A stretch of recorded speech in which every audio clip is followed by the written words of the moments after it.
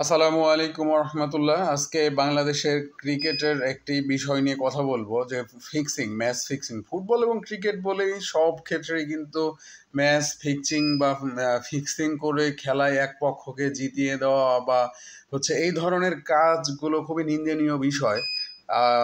সম্প্রতি বাংলাদেশের একজন জাতীয় দলের সাবেক ক্রিকেটার, কেন এই জন্যই বলছি যে ইমরুল কায়েস কিন্তু বর্তমানে জাতীয় দলে খেলছেন না, তিনি বিপিএল এবং ঘরোয়া লিগে নিয়মিত পারফর্ম করে থাকেন এবং খেলে থাকেন।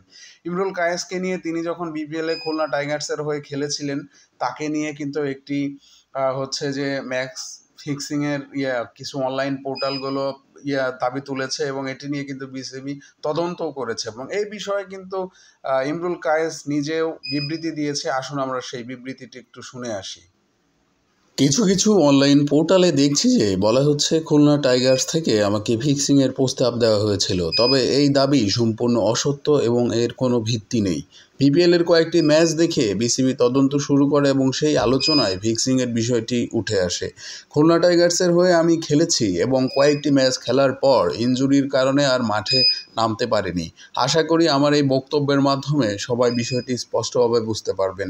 মিডিয়া ও অনলাইন পোর্টালগুলো কাছে আমার বিনীত অনুরোধ, প্রকাশের ক্ষেত্রে স্বচ্ছতা ও দায়িত্বশীলতা বজায় রাখতে হবে।